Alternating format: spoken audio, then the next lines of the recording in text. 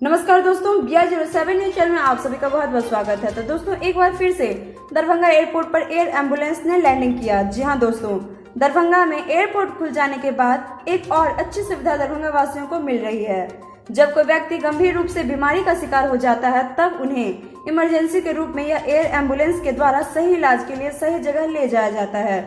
जैसा कि हमने आप सभी को पिछले दिनों में बताया भी था कि दरभंगा में एयर एम्बुलेंस का लैंडिंग हुआ था, और एक बार फिर से दरभंगा में एयर एम्बुलेंस का जो है सो लैंडिंग शनिवार को हुआ था, जो कि शाम 5 बजे यहाँ से उड़ान भरी थी। खास तौर पर जो है सो एयर एम्बुलेंस का काम होता है हमेशा, और इस एम्बुलेंस को आम तौर पर आम जनता के लिए यूज नहीं किया जा सकता है।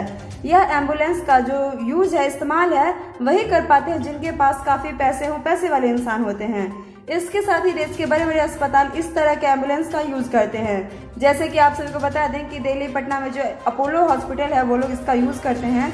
तो और भी बहुत सारे ऐसे अस्पताल हैं जो प्रयोग करते हैं इस सबका।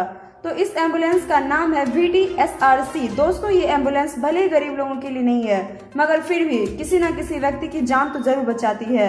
इसीलिए ये एक हमारे लिए वरदान है, और इससे ये भी पता चलता है कि हमें दरभंगा वासियों के लिए दरभंगा एयरपोर्ट कितना खास बनते जा रहा है दिन प्रतिदिन। और इस महामारी में दरभंगा एयरपोर्ट भी अपना सहयोग अपनी तरह से पूरा निभा रहा है। तो दोस्तों, आपको ये जानकारी कैसी लगी, और इसी तरह की जानकारी के लिए आप हमारे चैनल के साथ हमेशा बने रहें और बेल आइकन जरूर प्रेस करें, ताकि हम टाइम टू टाइम हर एक अपडेट आप तक समय पर पहुंचा सकें। साथ ही अगर आपको मेरी वीडियो पसंद आया हो तो लाइक से सब्सक्राइब जरूर कीजिए। शुक्रिया दोस्तों।